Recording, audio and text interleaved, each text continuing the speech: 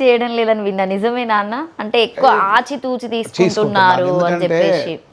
ఈ మధ్య కళాకారులకు రెస్పెక్ట్ అనేది చాలా తక్కువైపోయిందమ్మా. ఉమ్, చాలా తక్కువ. కళాకారుని ఏ విధంగా సంబోధిస్తున్నారంటే, ఏయ్ పాడవా, ఆ, ఏమి పైసలు తీసుకుంటలేవా, ఏం పొగట్ల వాడుతున్నావా, ఇట్లా అయిపోయింది.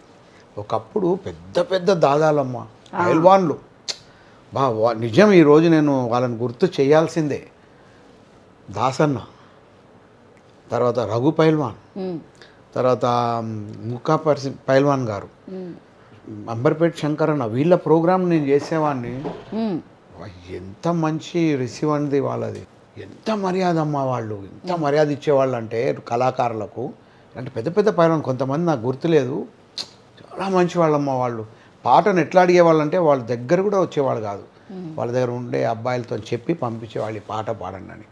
పాడంగానే డబ్బు కూడా వాళ్ళు ఆ రోజుల్లోనే అమ్మ లక్షల్లో టిప్పులు ఆ, ఇట్లా వేసేవాళ్ళు, ఇట్లా మీద వర్షమే. ఉమ్, అలాంటి వ్యక్తులు, ఆ కళాకారులు అంటే అంత, ఈ రోజుల్లో ఆ రెస్పెక్ట్ లేదు.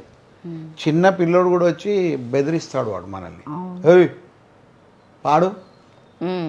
మా తాత చెప్పిండు, మా డాడీ చెప్పిండు. ఎట్లా ఉంటుంది, చెప్పే విధానం కూడా ఉంటుంది. అవును, చెప్పే విధానం, సార్ పాడండి, పాడతాం, వస్తే పాడతాం, రాకపోతే ఎక్కడ పాడతామమ్మా. అవును.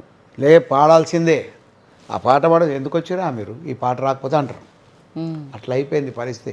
కళాకారులు చాలా గడ్డు పరిస్థితులు ఎదుర్కొంటున్నాం. డబ్బు వస్తుంది, అవును. డబ్బు ఎక్కువ వస్తుంది అప్పటికంటే, కానీ మర్యాద లేదు.